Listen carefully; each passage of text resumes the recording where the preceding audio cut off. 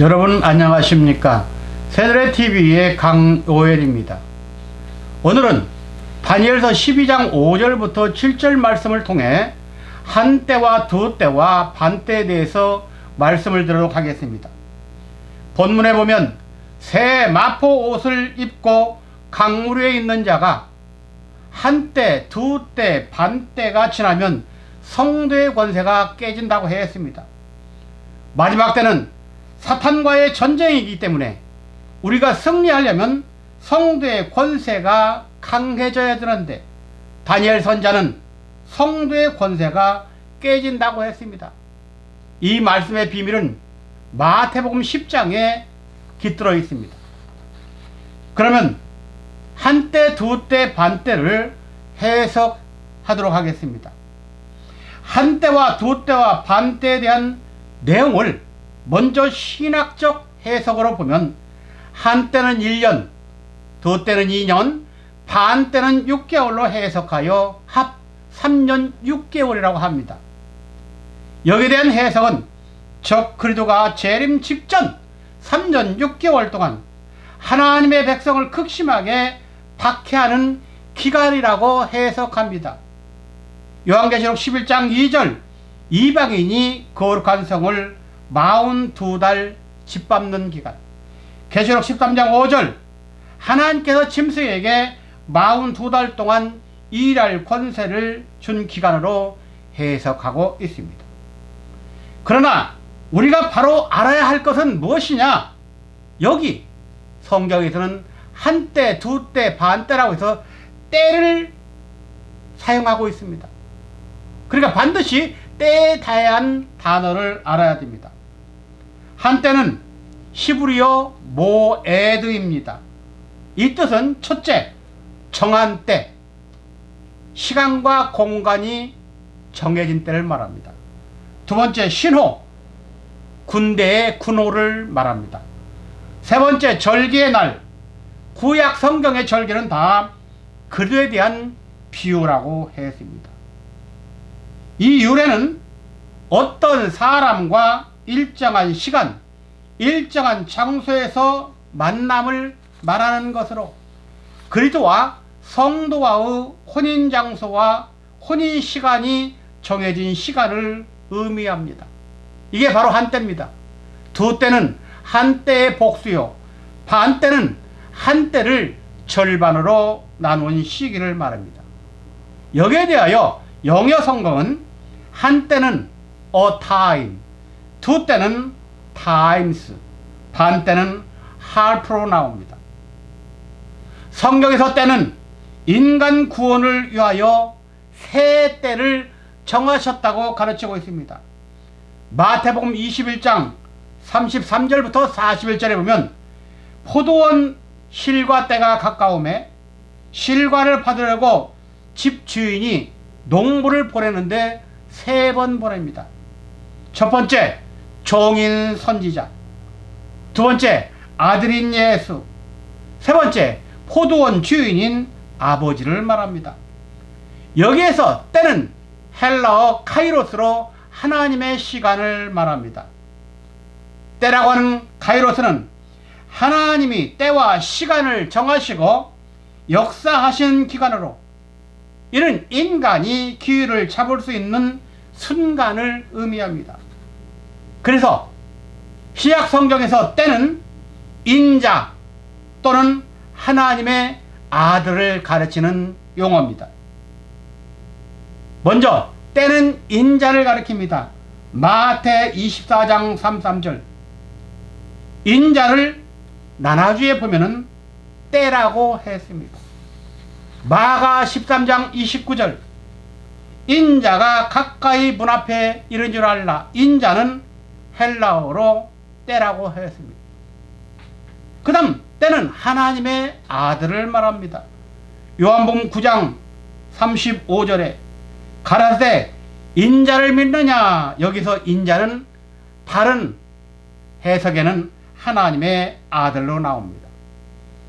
이를 볼 때 때는 메시아 즉 그리스도에 대한 칭호를 말합니다. 그렇다면 한때, 두때, 반때는 하나님께서 인류 구원을 위해 3번 역사해 주시겠다는 의미를 담고 있는 말입니다. 두 번째 대지로 때의 역사에서 말씀을 드리겠습니다. 한때의 역사는, 첫째, 한때의 역사는 구약시대를 말합니다. 즉 선지자 모세의 때입니다. 사도행전 7장 23절부터 25절에 보면, 특히 25절에 저는 그 형제들이 하나님께서 자기의 손을 빌어 구원하여 주시는 것을 깨달으리라 생각하였으나 저희가 깨닫지 못하였다 그랬습니다. 바로 모세는 구약시대의 메시아적 인물이었습니다. 그는 히브리 11장 8절에 믿음으로 유월절 절기를 창설한 본인이기도 합니다. 모세는 그 사역도구가 율법입니다. 요한복음 1장 17절 율법은 모세로 말미암아 주신 것이요 그랬습니다. 율법은 무엇입니까? 율법은 죄를 깨닫게 해주는 겁니다. 로마서 3장 9절입니다. 또 율법은 무엇입니까? 예수에게 인도하는 몽학선생이라고 갈라디아 3장 24절에 나옵니다. 바로 한때인 모세의 사명은 예수 그리스도에게 인도하는 사역으로 그 마침이 되는 것입니다. 다음은 두 때의 역사입니다. 두 때의 역사는 신약시대로 하나님의 아들인 예수 그리스도의 때를 말합니다. 누가복음 24장 44절 45절에 보면 모세의 율법과 선자의 글과 시편의 나를 가리켜 기록한 모든 것이 이루어져야 하리니 그랬습니다. 다음 예수님의 사역도구는 진리의 말씀입니다. 요한복음 1장 17절 은혜와 진리는 예수 그리스도로 온 것이라. 진리는 무엇입니까?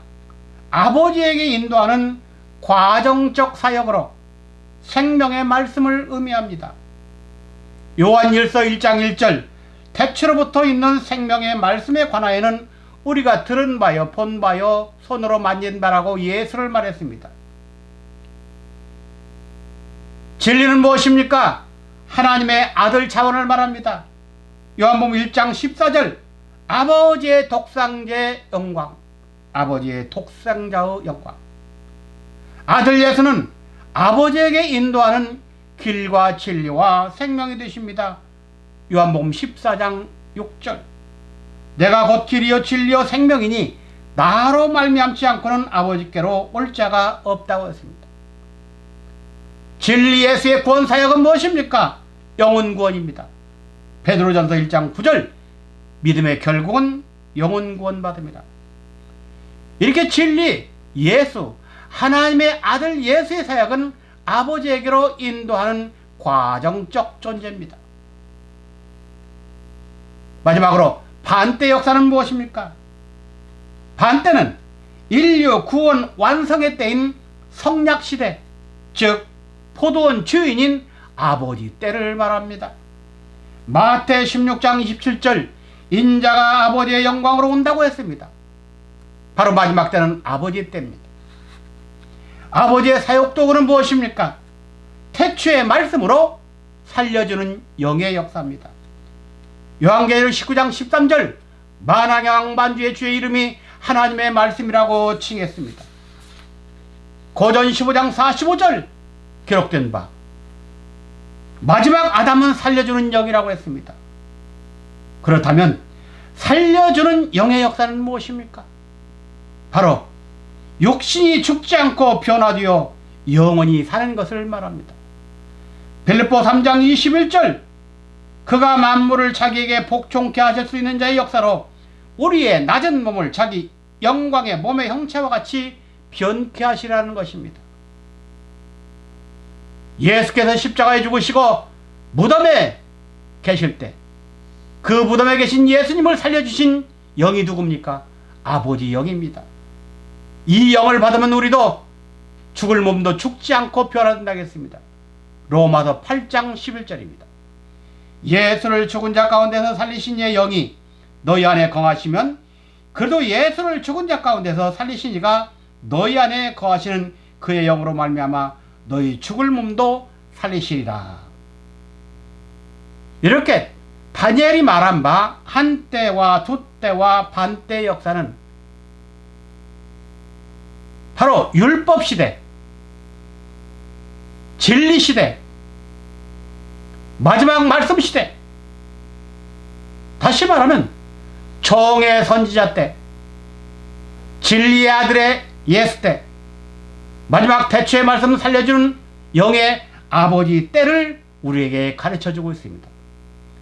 바로 마지막 영육간 에녹처럼 죽지 않는 성도는 율법 시대를 지나 아들 시대를 거쳐 이제 아버지 때에 이를 때 그의 마지막 주시는 말씀으로 다 호련히 변화한다는 것이 고린도서 15장 51절 말씀입니다.